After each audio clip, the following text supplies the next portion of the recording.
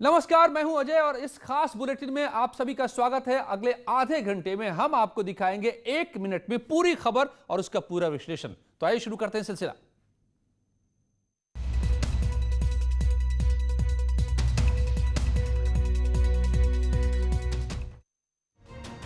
बांदा में तेज रफ्तार ट्रक ने स्कूटी सवार 2 लोगों को जोरदार टक्कर मार दी। टक्कर इतनी जबरदस्त थी कि स्कूटी में आग लग गई और देखते ही देखते स्कूटी आग का गोला बन गई। टक्कर और आग की वजह से स्कूटी सवार 2 लोगों की जलकर मौत हो गई।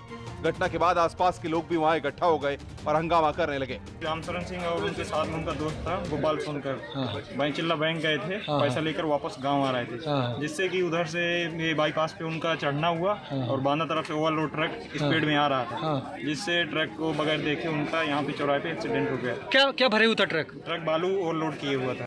हादसे की खबर पर पुलिस की टीम जेसीबी क्रेन के साथ मौके पर पहुंची और सबसे पहले हंगामा कर रहे ग्रामीणों को समझाने की कोशिश की। काफी देर के मार मरवल के बाद ग्रामीण शांत हो गए और उसके बाद पुलिस ने काम शुरू किया। पुलिस ने सबसे पहले क्रेन के सहारे ट्रक को बाहर निकाला और फिर उसे कब्जे में ले लिया। टक्कर के बाद ट्रक के आगे वाले हिस्से में आग लग गई थी। जो 2 लोग इस हादसे में मारे गए वो लोग ग्लौमर गाँव के रहने वाले थे और बैंक से रुपए निकालने जा रहे थे, लेकिन रास्ते में ही उनकी मौत हो गई। बागपत में पति पत्नी के विवाद का एक वीडियो सोशल मीडिया पर वायरल हो रहा है। इसमें मामूली बात को लेकर आपा को बैठी पत्नी ने पति के साथ मारपीट कर दी। पति का सरेआम गिरेबान पकड़कर महिला ने हंगामा किया। कई मिनट तक दिल्ली सहारनपुर हाईवे पर पति पत्नी का यह हाई वोल्टेज ड्रामा चलता रहा। इसके चलते हाईवे पर भारी भीड़ लग गई। पहले तो किसी को कुछ समझ नहीं आया। मामले को बढ़ता देख मौके पर मौजूद लोगों ने मामला शांत कराया और दोनों को लेकर पुलिस स्टेशन पहुंचे। पति पत्नी में धक्का मुक्की और मारपीट की घटना रमाला थाना के बस स्टैंड की है। दरअसल गीता नाम की पत्नी और पप्पू नाम का उसका पति अपने घर वापस जा रहे थे, तभी दोनों के बीच मामूली बात को लेकर कहासुनी हो गई, जिससे गुस्साई पत्नी ने सरेआम पति का गिरेबान पकड़ लिया और उसके साथ धक्का मुक्की और मारपीट की। मौके पर मौजूद लोगों ने पहले तो काफी समझाने की कोशिश की, लेकिन इन्होंने किसी की न सुनी और धक्का मुक्की करते रहे। मारपीट का ये लाइव वीडियो अब सोशल मीडिया पर वायरल हो रहा है। पुलिस मामले की जांच कर रही है और पता लगाने की कोशिश कर रही है कि आखिर किस बात को लेकर दोनों के बीच झगड़ा हुआ। हालांकि पति पत्नी दोनों ने पुलिस कंप्लेंट लिखवाने से मना कर दिया है। हाईवे पर पति पत्नी के बीच जिसने भी ये लड़ाई देखी वो हैरान रह गया। बाराबंकी में कुछ महिलाएं जमीन पर लौटने लगी। एक महिला तो बाल खोलकर तेजी से सिर हिलाने लगी। महिला ऐसा दिखाने की कोशिश कर रही थी कि उसके ऊपर किसी भूत प्रेत का साया है या फिर किसी डाइन ने उसे अपने कब्जे में ले लिया है। ये पूरी घटना बाराबंकी के मिर्जापुर गांव की है। यहाँ रोज अंधविश्वास के जाल में फंसे लोगों का जमावड़ा लगता है। लोग भूत प्रेत, डायन, जोगिन को भगाने के लिए यहाँ पहुँचते हैं। इनका वीडियो अब सोशल मीडिया पर तेजी से वायरल हो रहा है। दरअसल यहाँ एक मौलाना रहता है जो अंधविश्वास की दुकान चलाता है। इसी के जाल में फंसकर आसपास की महिलाएं यहाँ आती हैं और इसी तरह से अजीब हरकतें करती हैं। हैरानी की बात यह है कि जब यहाँ महिलाएं इस तरह से हरकतें कर रही होती हैं तो पुलिस भी मौजूद होती है, लेकिन कोई भी इन्हें नहीं रोकता। हद तो तब हो गई जब मौके पर मौजूद महिला पुलिसकर्मी इस पूरे अंधविश्वास को सच साबित करने में जुटी दिखाई दी। महिला पुलिसकर्मी ने दावा किया कि यहाँ उन लोगों का इलाज होता है जिनके ऊपर कोई चक्कर होता है। अब ऊपरी चक्कर क्या होता है ये सिर्फ मौलाना ही जानता है।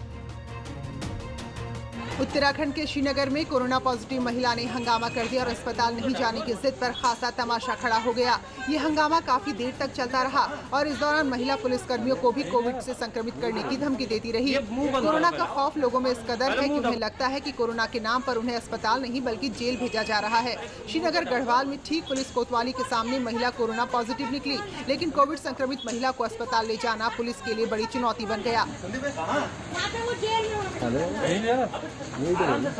ये मुंह बंद करो पहले मुंह ढको।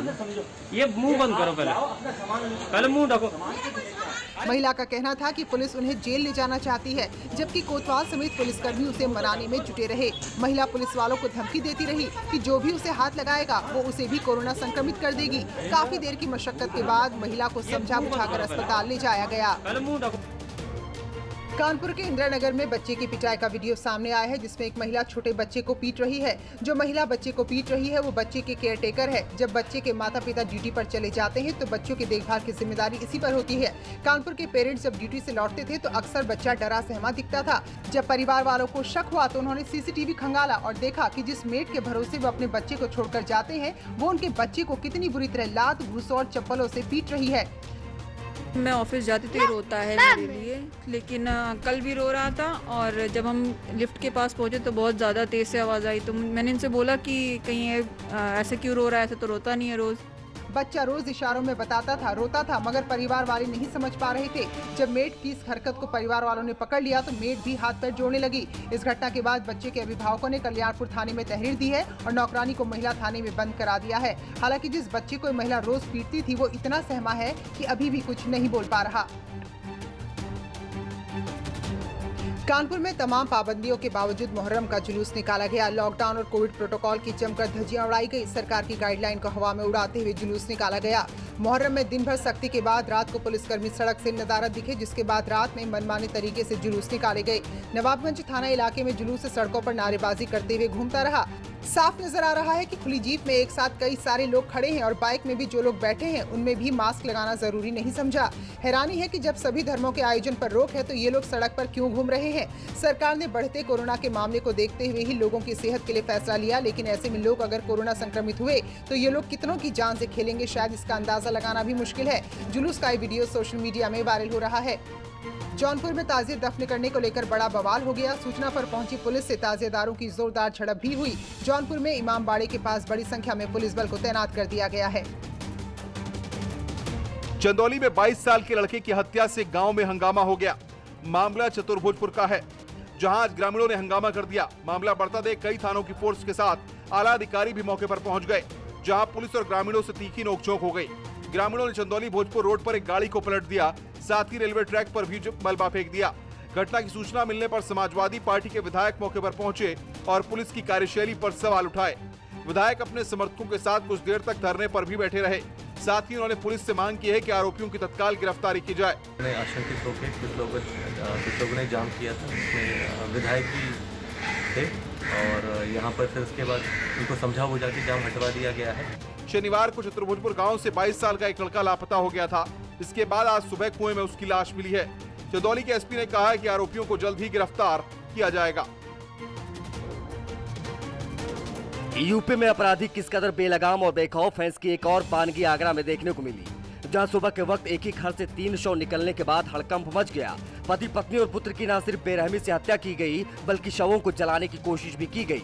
गाली भी अभी गए थे, पैसे लेने गए थे, मांगने गए थे, तो बका पैसे दे दे हमारे, तो उसने कही थी हाँ दे देंगे, जा चल अपने घर जा, भाग यहाँ से। क्या लग रहा है उसी बच्चे की है? सख्त तो सर उसी में ही जा रहा है। किस बात की नौकरी की पैसे मांगे थे? रेलवे की नौकरी के लिए पैसे दिए थे। आगरा के थाना इत्मदौला क्षेत्र में रामवीर की परचून दुकान है और सुबह जब दुकान नहीं खुली तो पड़ोसियों को शक हुआ। जाकर देखा गया तो पता चला कि घर के अंदर तीनों के शव पड़े हुए थे। तत्काल पुलिस को सूचना दी गई। परिजनों का आरोप है कि रामवीर ने अपने बेटे बबलू की नौकरी दिलाने के नाम पर एक शख्स को 12 लाख रुपए दिए थे, लेकिन नौकरी न लगने पर वो लगातार पैसों की मांग कर रहा था। स्थानीय लोग और परिजन उसी पर हत्या का शक जाहिर कर रहे हैं। फिलहाल पुलिस कई एंगल से मामले की जांच कर रही है। इलाहाबाद यूनिवर्सिटी में समाजवादी पार्टी से जुड़े छात्र भैंस के पुतले के पास इकट्ठे हो गए हैं और फिर इसके सामने बांसुरी बजाने लगे। कुछ छात्रों ने कागज को मोड़कर बीन बना ली थी और उसे ही बजाने लगे। ये लोग नीट और जेईई परीक्षाओं का विरोध कर रहे हैं। छात्रों की मांग है कि नीट और जेईई की परीक्षा को हर हाल में टाल देना चाहिए, क्योंकि कोरोना के हालात बेकाबू हैं। हालांकि जिस वक्त समाजवादी पार्टी के लोग मैच के सामने बांसुरी और बीन बजा रहे थे, वो लोग मास्क नहीं पहने हुए थे और न ही 2 गज की दूरी बनाए हुए थे। सभी लोग सोशल विरोध के चक्कर में सोशल डिस्टेंसिंग के नियमों को तोड़ते रहे और नीट जेईई को रद्द करने को लेकर नारेबाजी भी करते रहे। नीट और जेईई के एग्जाम को टालने के लेकर के हम लोगों ने भाइफ के आगे बीन बजाया, क्योंकि उत्तर प्रदेश की सरकार और केंद्र की सरकार पंगु हो चुकी है। नीट और जेईई की परीक्षाएं सितंबर से शुरू होनी है। इसको लेकर सरकार का दावा है कि उन्होंने पूरी तैयारी कर ली है और सभी बच्चों को सेंटर तक पहुंचने में कोई खास असुविधा नहीं होगी। इसलिए परीक्षाओं को अब और आगे टले नहीं जा सकता। सरकार का तर्क है कि नीट और जेईई की परीक्षाएं ऑलरेडी 2 बार टाली जा चुकी हैं, लेकिन अब परीक्षा होकर रहेगी। अयोध्या में राम मंदिर निर्माण और श्री राम के जीवन चरित्र पर सेमिनार का आयोजन किया गया। ये कार्यक्रम गोरखपुर दिग्विजयनाथ सभागार में हुआ, जिसमें मुख्यमंत्री योगी आदित्यनाथ ने भी शिरकत की। कार्यक्रम की थीम राम मंदिर का शुभारंभ, नए युग का आरंभ रहा। कार्यक्रम में बोलते हुए मुख्यमंत्री ने कहा कि श्री राम मंदिर निर्माण भारतीयों की दशकों पुरानी आस थी, जिसे अब बीजेपी की सरकार में पूरा किया जा रहा है। सेमिनार में मुख्यमंत्री ने अयोध्या आंदोलन को भी याद किया। साथ ही उन्होंने प्रधानमंत्री का आभार व्यक्त किया कि उन्होंने अपने हाथ से राम मंदिर की नींव रखी। मुख्यमंत्री ने कहा कि मंदिर का निर्माण होना कोई एक दिन की घटना नहीं, बल्कि ये राम भक्तों के सदियों पुराने आंदोलन और तपस्या का परिणाम है। अयोध्या में मर्यादा पुरुषोत्तम भगवान श्री राम के भव्य मंदिर निर्माण का जो कार्य है, यह कार्य उसी श्रृंखला को एक नया स्वरूप प्रदान करने की एक नई कड़ी है। गोरखपुर में सेमिनार का आयोजन महंत दिग्विजयनाथ और अवैधनाथ की पुण्यतिथि के अवसर पर किया गया था। मुख्यमंत्री के अलावा कई और लोग भी इस कार्यक्रम में शामिल हुए। उत्तर प्रदेश में कोरोना की जांच के लिए 13 नए लैब्स शुरू किए गए हैं। इनमें 10 सरकारी और 3 प्राइवेट अस्पतालों के लैब हैं। मुख्यमंत्री योगी आदित्यनाथ ने वीडियो कॉन्फ्रेंसिंग के जरिए लैब्स का उद्घाटन किया। इस दौरान राज्य के स्वास्थ्य मंत्री जयप्रताप सिंह और चिकित्सा शिक्षा मंत्री सुरेश खन्ना भी मौजूद रहे। कार्यक्रम के दौरान मुख्यमंत्री ने पहले से चल रहे 12 लैब्स के प्रतिनिधियों से भी बातचीत की। सीएम ने कहा कि इन लैब्स के शुरू होने से प्रदेश में कोरोना जांच में तेजी आएगी। ये लैब्स जालौन, सहारनपुर, बहराइच, आजमगढ़, बांदा, फिरोजाबाद, अंबेडकर नगर, बदायूं, अयोध्या और बस्ती जिले के मेडिकल कॉलेजों में बनाए गए हैं। इसके अलावा हापुड़ के जीएस मेडिकल कॉलेज, बाराबंकी के मायो इंस्टीट्यूट ऑफ मेडिकल साइंसेज और मुरादाबाद के तीर्थंकर चिकित्सा विश्वविद्यालय में निजी लैब्स की शुरुआत की गई है। बीजेपी ने राजीव गांधी परिवार पर गंभीर आरोप लगाए हैं। बीजेपी प्रवक्ता संबित पात्रा ने प्रेस कॉन्फ्रेंस में कहा कि राजीव गांधी फाउंडेशन के तार मेहुल चौकसी से जुड़े हैं। मेहुल चौकसी वही शख्स है जिससे पंजाब नेशनल बैंक में लोन का घोटाला किया है। संबित पात्रा ने आरोप लगाया कि राजीव गांधी फाउंडेशन को मेहुल चौकसी से डोनेशन में रुपए मिलते थे। पात्रा ने ये भी आरोप लगाया कि भगौड़ा जाकिर नाइक भी राजीव गांधी फाउंडेशन को रुपए देता था।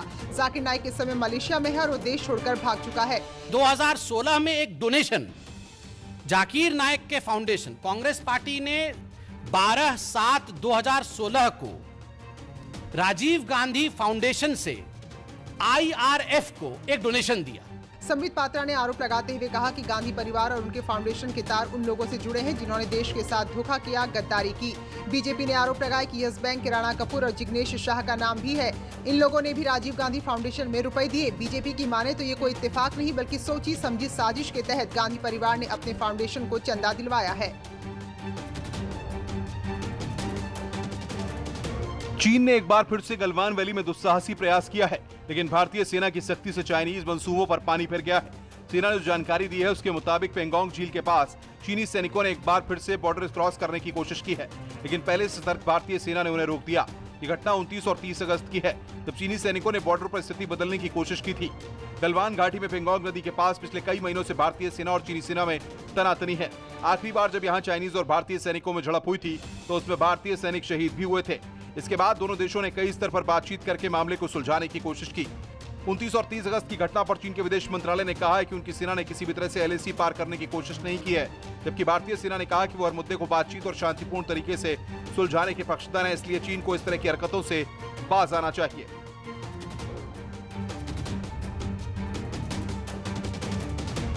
प्रयागराज की यूट्यूबर हिरखान के पाकिस्तानी कनेक्शन के सबूत मिले हैं। हिरखान की मां अस्मा हारून भी पाकिस्तानी रिश्ते की बात कबूली है। उसकी मां की माने तो पूर्व पाकिस्तानी क्रिकेटर इस्मामुल हक से उनकी रिश्तेदारी है। हिरखान की मां के कबूलनामे की जांच एजेंसियों ने भी संज्ञान लिया है और हिरखान के पाकिस्तानी कनेक्शन की जांच इस एंगल से भी शुरू कर दी है। हिरखान की मां ने कहा है कि इस्मामुल हक रिश्ते में उसका भाई है और हीर का मामा है। मेरे मामू के लड़के यहाँ से चले गए, यहाँ नहीं रहते थे। वो जब आजादी की लड़ाई हुई उसमें भाग गए थे तो वहाँ चले गए। हालांकि अस्मा ने यह भी सफाई दी है कि उनकी बेटी हीर ने जो गलतियां की हैं वो सिर्फ जज्बाती होने की वजह से की हैं और विवादित वीडियो में इस्माम समेत किसी भी पाकिस्तानी का कोई रोल नहीं है। लेकिन इस्माम और हीर के रिश्तों का कनेक्शन सामने आने के बाद जांच एजेंसियां हरकत में आ गई हैं और उनके कान खड़े हो गए हैं। प्रयागराज के SSP अभिषेक दीक्षित का कहना है कि इस केस में यह नया एंगल है, इसको हल्के में नहीं लिया जा सकता। फिलहाल ATS, STF और इंटेलिजेंस की टीम हिरखान के कनेक्शन की जांच और उससे पूछताछ कर रही है। नेशनल इन्वेस्टिगेटिव एजेंसी यानी कि NIA ने गुजरात में मुंद्रा डॉकयार्ड के एक पर्यवेक्षक को गिरफ्तार किया है। इस पर आरोप है कि यह पाकिस्तान के लिए काम कर रहा था और खुफिया जानकारी पाकिस्तानी एजेंसी ISI को भेज रहा था। जिस शख्स को NIA ने गिरफ्तार किया है उसका नाम रज्जाक है और इसके तार उत्तर प्रदेश से भी जुड़े हुए हैं। हाल ही में वाराणसी में पकड़े गए ISI एजेंट राशिद उर्फ रज्जाक के संपर्क में था। खुफिया सूत्रों की माने तो NIA की टीम रज्जाक पर नजर रख रही थी। गुरुवार को टीम ने रज्जाक के घर पर छापा मारा था। इस दौरान उसके घर से कई अहम दस्तावेज भी बरामद किए गए थे। रज्जाक ने वाराणसी के राशिद को रुपए भी भेजे थे। राशिद पर भी ISI के लिए काम करने का आरोप है। रज्जाक के मोबाइल से मिली जानकारी के मुताबिक चंदौली के राशिद को 5000 रुपए पेटीएम से भेजे गए थे। शुरुआती जानकारी के मुताबिक रज़्ज़ाक 5 बार पाकिस्तान भी जा चुका है। अब एनआईए टीम रज़्ज़ाक और राशिद के पाकिस्तान कनेक्शन की गहराई से जांच कर रही है। अयोध्या में यूपी सरकार श्री राम के जीवनकाल से जुड़ी धार्मिक घटनाओं पर मूर्तियां बनाएगी। इसमें रामलला के बचपन, स्वयंवर, वनगमन, रावण वध और फिर लंका वापसी की घटनाओं को दर्शाया जाएगा। मूर्तियां लगाने की जिम्मेदारी अयोध्या विकास प्राधिकरण को सौंपी गई है। ये मूर्तियां अयोध्या में 7 जगहों पर लगाई जाएंगी। उनका ये कहना है कि ये मूर्तियां लगभग 1000 साल तक इनकी लाइफ है, तो विकास प्राधिकरण अपने संसाधनों को देख रहा है और जिस तरह के संसाधन हमें उपलब्ध होते हैं और प्रयुक्त जगह पे देख के उनको लगाने का प्रयास किया जाए। मूर्तियों को लगाने के लिए अयोध्या विकास प्राधिकरण ने जमीन चिन्हित कर ली है। राम की पड़ी रेलवे ब्रिज, रामघाट, नया घाट, गुप्तार घाट, राजघाट और तुलसी गार्डन में मूर्तियां लगाई जाएंगी। मूर्तियां लगाने में करीब 67 करोड़ का खर्च अनुमानित है। अयोध्या में लगने वाली ये मूर्तियां कांसे की बनाई जाएंगी। प्राधिकरण का दावा है कि एक बार लगने के बाद करीब 1000 वर्ष तक मूर्तियां जस की तस रहेंगी। मूर्तियों की लंबाई करीब 8 से 12 फीट रखी जाएगी। इन सब के अलावा यूपी सरकार ने सरयू तट पर श्री राम की 251 फीट ऊंची प्रतिमा लगाने का भी प्लान बनाया है, लेकिन उससे पहले राम के जीवन लीला से जुड़ी मूर्तियों को बनाया जाएगा। विकास दुबे बिकरू कांड मामले में पुलिस ने एक और नामजद आरोपी को गिरफ्तार कर लिया है। जिस शख्स को पुलिस ने गिरफ्तार किया है उसका नाम रामू वाजपेयी है और इस पर 50,000 रुपए का इनाम घोषित था। 2 और 3 जुलाई की रात बिकरू में जब पुलिस वालों पर हमला हुआ था तो उसमें रामू वाजपेयी भी शामिल था। रामू पर आरोप है कि इसने भी पुलिस वालों पर फायरिंग की थी।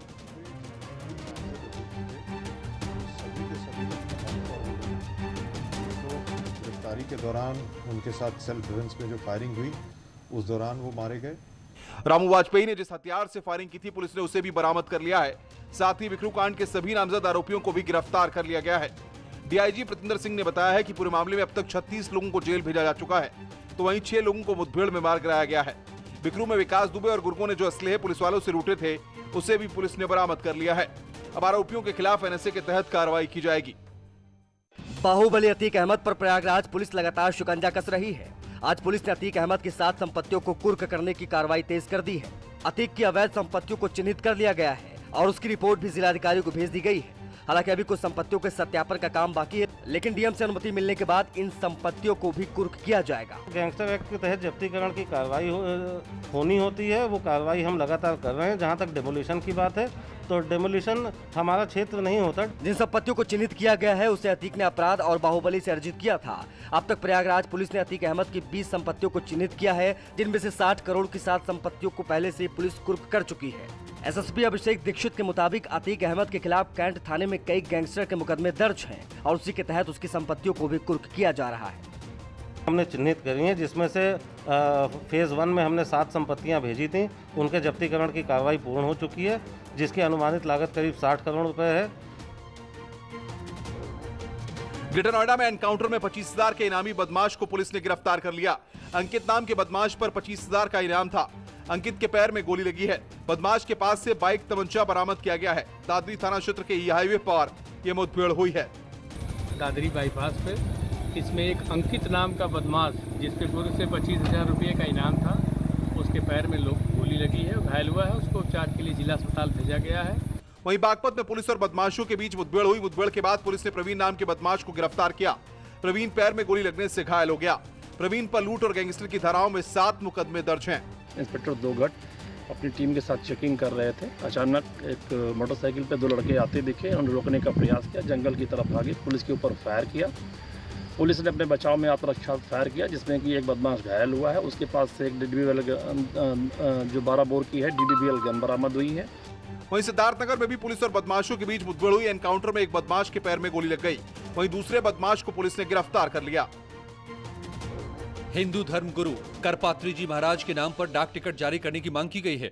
इसे लेकर अभिषेक ब्रह्मचारी एवं युवा चेतना के राष्ट्रीय संयोजक रोहित कुमार सिंह ने संचार मंत्री रविशंकर प्रसाद से मुलाकात की और स्वामी करपात्री जी के नाम पर डाक टिकट जारी करने का आग्रह किया। स्वामी अभिषेक ब्रह्मचारी ने कहा कि करपात्री जी महाराज सनातन धर्म के सूर्य की तरह थे। साथ ही उन्होंने कहा कि करपात्री जी आदि गुरु शंकराचार्य के अवतार थे। उन्होंने जीवन भर भारतीय संस्कृति के संरक्षण के लिए संघर्ष किया। करपात्री जी महाराज के लिए सिर्फ स्वामी अभिषेक ही नहीं, बीजेपी सांसद मनोज तिवारी और कांग्रेस के PL पुनिया ने भी रविशंकर को पत्र लिखा है। सब नर करहि परस्पर प्रीति, चलहि स्वधर्म निरत श्रुत नीति। सब लोग परस्पर एक दूसरे के पोषक होते हैं। करपात्री महाराज का जन्म 1907 में प्रतापगढ़ में हुआ था, लेकिन उनकी कर्मभूमि काशी थी। करपात्री महाराज संत के साथ साथ राजनीति में भी सक्रिय थे। करपात्री महाराज के भक्तों का तर्क है कि अब पीएम मोदी वाराणसी के सांसद हैं और महाराज जी का भी नाता वाराणसी से था, इसलिए डाक टिकट अब जारी होना चाहिए। लौटते हैं खुशी पलों में और भी खबरों के साथ।